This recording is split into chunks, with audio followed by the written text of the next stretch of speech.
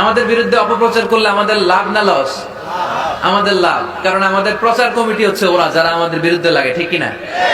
প্রত্যেকটা অর্গানাইজেশনের, প্রত্যেকটা ইনস্টিটিউশনের, প্রত্যেকের একটা পাবলিসিটির কমিটি বা টিম থাকার দরকার আছে না নাই? আমাদের পাবলিসিটি করার টিমের দায়িত্ব ওরা নিয়ে নিস।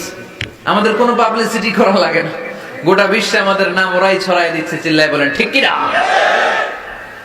আল্লাহ বললেন, তোরা এই কথা বলিস, তোদের মাধ্যমে আমি আমার নবীর প্রচার করব। বিষ্ণু ইসা ইসলাম মক্কায় দাওয়াত দিতে শুরু করলেন। হজের মৌসুম আসলো, গোটা বিশ্ব থেকে হাজী সাহেবরা চলে আসলো।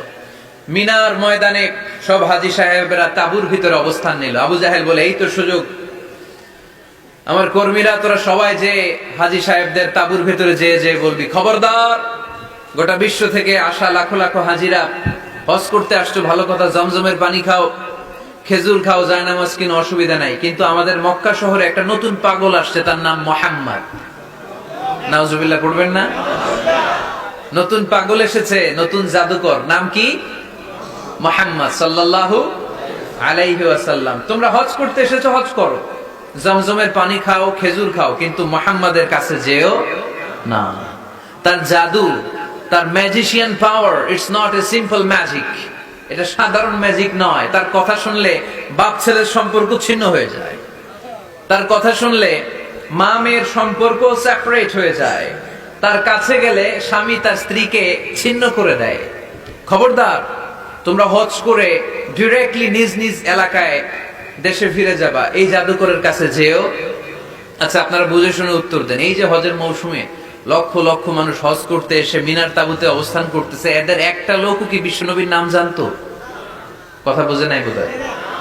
এই হাজী সাহেবরা যারা আসছিল লক্ষ লক্ষ, ওই টাইমে একজনও কি বিষ্ণু ইসা ইসলাম, ওনার নাম যে মুহাম্মদ, এই নামটা জানতো?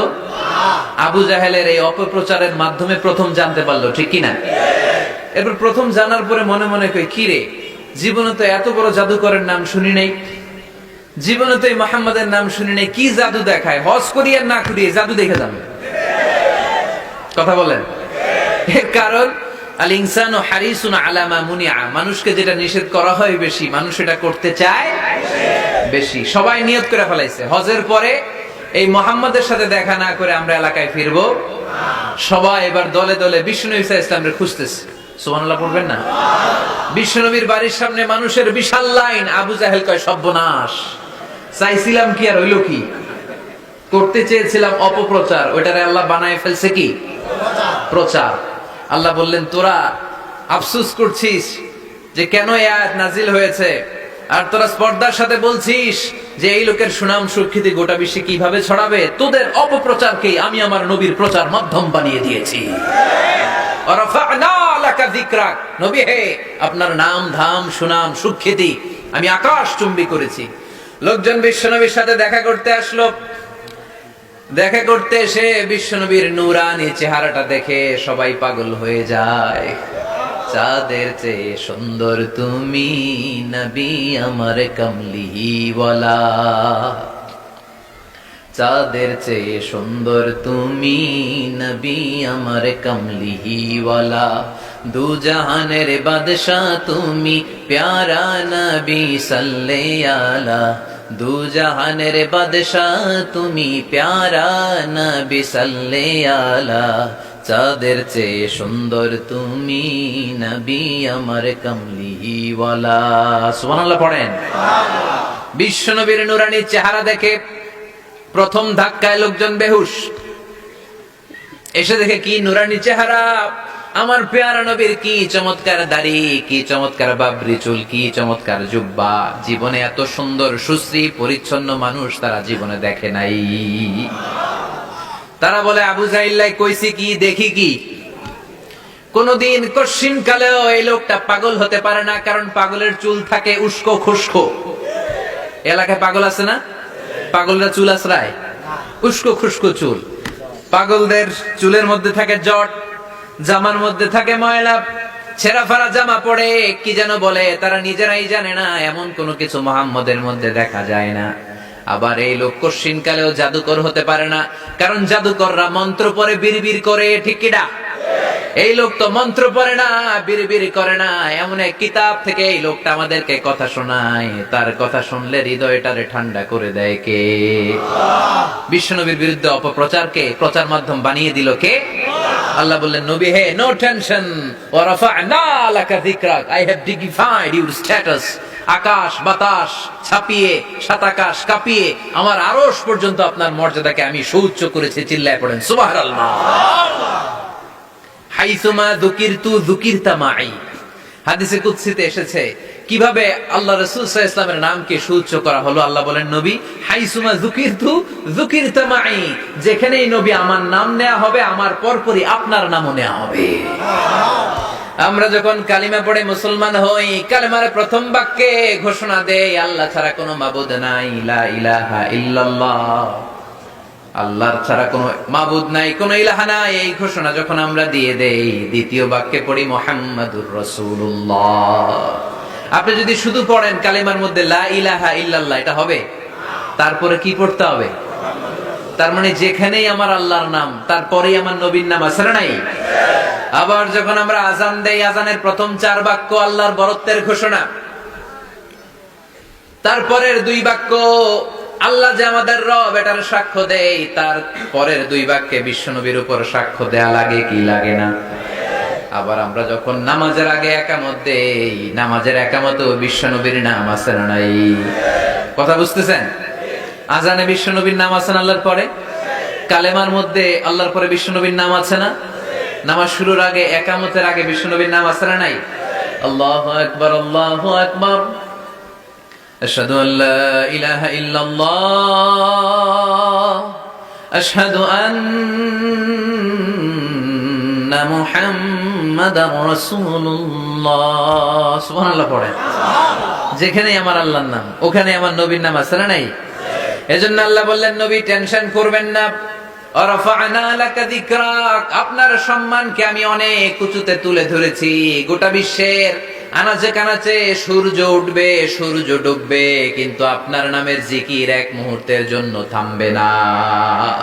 আলাম নাশরাহ লাকা সাদরাকা ওয়া ওয়াদা'না আনকা বিজরাক আল্লাযী আনকাদা যাহরাক ওয়া রাফা'না লাকা যিকরাক। সুবহানাল্লাহ বলেন। আয়াতটা মুখস্থ করে নেন, ওয়া রাফা'না লাকা যিকরাক, আপনার সম্মানকে বাড়াতে বাড়াতে আমি আকাশ চুম্বি করেছি। এই পৃথিবীতে যত আসমানি কিতাব এসেছে, সব আসমানি কিতাবে বিশ্বনবীর নামকে তুলে দিয়েছে কে? আল্লাযী ইয়াজিদুনাহু মাকতুবান ইনদাহুম ফিত তাওরাতি ওয়াল ইনজিল, তাদের কাছে যে তাওরাতের কিতাব এসেছে, ইনজিলের কিতাব এসেছে, ওই তাওরাত ইনজিলও বিশ্বনবীর নাম তুলে দিয়েছে কে? সাইয়েদনা আদম থেকে শুরু করে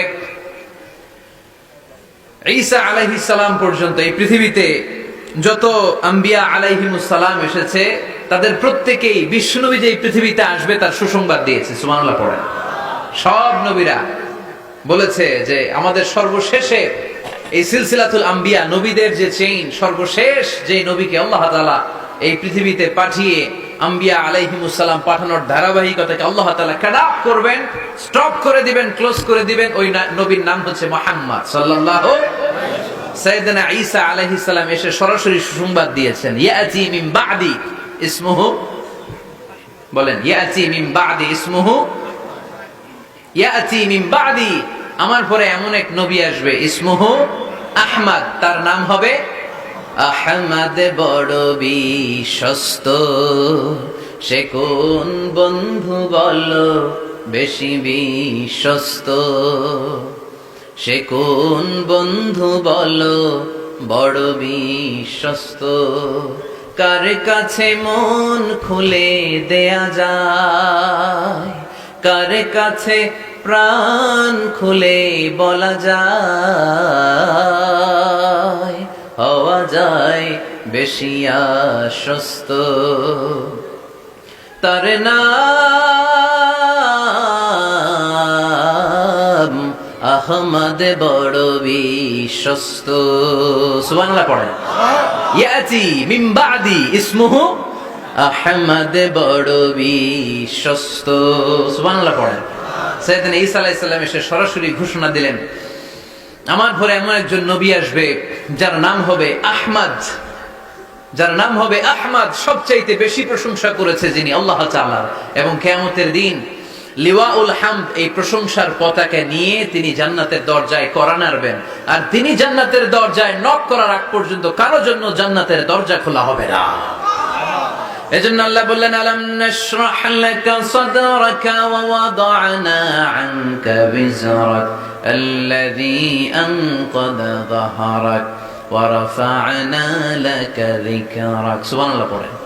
হে নবী, আপনার মর্যাদাকে আমি বুলন্দ করেছি। তিনটা নেয়ামতের বর্ণনা যখন দিলেন, এরপরে আল্লাহ বিষ্ণু ঈসা ইসলামকে ফাইন্না মা'আল উসরি ইসরা, কনসোলেশন, এবার সান্ত্বনা দিচ্ছেন, নবী আপনি টেনশন করবেন না, আপনি চিন্তা করবেন না, কারণ ফাইন্না মা'আল উসরি ইসরা, indeed with every hardship there is ease. প্রত্যেক কষ্টের পরেই আনন্দ আছে না নাই? প্রত্যেক দুঃখের পরেই সুখ দিয়েছে কে? এই যে পরীক্ষার জন্য তোমরা যারা অনেক কষ্ট করে পড়াশোনা করো, তারপর ফলাফল যদি ভালো হয়, আনন্দ আছে না নাই? যারা চাকরি করেন, সারা মাস কষ্ট করার পরে মাস শেষে যখন বেতনটা আসে, সুখ আছে না নাই? হ্যাঁ, রোজা রাখতে কত কষ্ট, কিন্তু ইফতারির সময় আনন্দ আছে না নাই? তারাবির নামাজ কষ্ট লাগে না? 20 রাকাত কোমর ব্যথা হয়ে যায়, হাঁটু ব্যথা হয়ে যায়, কিন্তু 20টা রাকাত যখন কমপ্লিট করি তখন একটা সুখ আর আনন্দ অন্তরে আছে না নাই? সেটাই আল্লাহ বললেন, ফাইন্না মা'আল উসরি ইসরান ইন্না মা'আল উসরি ইসরা। ও নবী, চিন্তা করবেন না, কষ্টের পরেই আছে সুখ, দুঃখের পরেই আছে আনন্দ, ঠিক কি না? কষ্টের পরেই সুখ, সুখ এটা দুঃখের পরেই থাকে। আল্লাহ সেটআপটা এভাবেই করেছেন। দুঃখ, কষ্ট, বিপদ আর পরীক্ষায় মুমিন ভয় পায় না, কারণ মুমিনের হারাবার কিছু নাই, ঠিক কি না? আমাদের জীবনে যদি বিপদ নেমে আসে, আমরা কি চিন্তিত হই?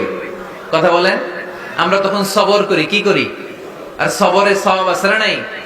কারণ মুমিন জানে, রাত যত গভীর হয়, অন্ধকার তমানিসা বেদ করে সুবহে সাদিক হয়। মুমিন জানে, গর্ভবতী নারীর পেটের যন্ত্রণা যত বাড়তে থাকে, নতুন মেহমান আগমনের সময় ঘনাতে থাকে, ঠিক কি না? মুমিন জানে, মুমিনের উপর বিপদ কষ্ট যত বাড়তে থাকে, সুখের সময় ঘনাতে থাকে, কাছে আসতে থাকে। চিল্লায় বলেন ঠিক কি না? এজন্য আল্লাহ বললেন, ফাইন্না মা'আল উসরি ইউসরান ইন্না মা'আল উসরি ইউসরা। ও নবী, চিন্তা করবেন না, পেরেশান হবেন না। মাক্কি জীবনে আপনার দুঃখ কষ্ট, কিন্তু কিছুদিন পরে ইমাদানি জীবনে আপনার জীবনে সুখ নামিয়ে দিবে কে? আপনার জীবনে আনন্দের বন্যা বইয়ে দিবে কে? মোটিভেশনাল সূরা, পেইন রিলিভিং সূরা। আপনি বিপদে পড়লেই এই আয়াত নিয়ে চিন্তা করবেন যে বিপদের পরেই আনন্দ আছে, কষ্টের পরেই দুঃখ আছে। সমস্যা যেমনি আছে, সমস্যার সমাধানও। কথা বলেন, সমস্যা যদি থাকে ওইটার সমাধান আছে না নাই? Allah never creates a lock without its কি।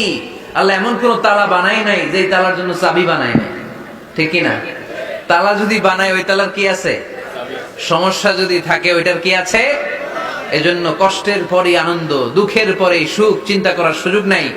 সবশেষ আল্লাহ গাইডলাইন দিলেন। প্রথম গাইডলাইন, ফাইদা ফারাগতা ফানসাব ওয়া ইলা রাব্বিকা ফারগাব। ফাইদা ফারাগতা ফানসাব। হে নবী, যখন আপনি দাওয়াতি কাজ করে করে, রাষ্ট্রীয় কাজ করে করে একটু ফুরসাত পাবেন, অবসর পাবেন, ফানসাব ফিল ইবাদা, আপনি একটু ইবাদতে মশগুল হয়ে যান, আপনি একটু দোয়ায় মশগুল হয়ে যান।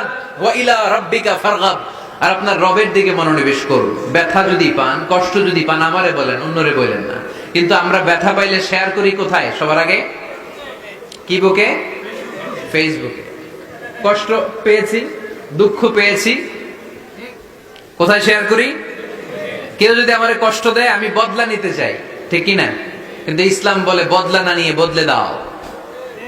কি করবেন? বদলা নিও না, বদলে দাও। আল্লাহর কাছে বলো, বন্ধুর কাছে বলার আগে, স্ত্রীর কাছে বলার আগে, ফেসবুকে শেয়ার করার আগে কষ্টের কথা শেয়ার করবো কার কাছে? বিশ্বনবী সাল্লাল্লাহু আলাইহি ওয়াসাল্লাম আমাদেরকে এটাই শিখিয়েছেন। এই শিক্ষার মধ্য দিয়ে গোটা বিশ্বকে তিনি চেঞ্জ করে দিয়েছেন। তার নাম আওয়াজ করে বলতে হবে, তার নাম মুহাম্মদ সাল্লাল্লাহু আলাইহি ওয়াসাল্লাম। এই সূরা থেকে আমাদের জন্য শিক্ষা হচ্ছে, আমরা বিপদে আপদে সব সময় ভরসা রাখবো একজনের উপর, তিনি কে? আর মনে রাখতে হবে, The grief isn't permanent, the struggle isn't permanent. এই পৃথিবীর কোনো দুঃখ, কষ্ট আর সমস্যা এটা পার্মানেন্ট নয়। সমস্যার পরে সমাধান আছে, দুঃখের পরে আনন্দ আছে। এই বিপদ পরীক্ষাগুলো আল্লাহ তাআলা আমাদেরকে দেন আমাদের কোমরকে সোজা করার জন্য, আমাদের পায়ের নিচের মাটিকে শক্ত করার জন্য।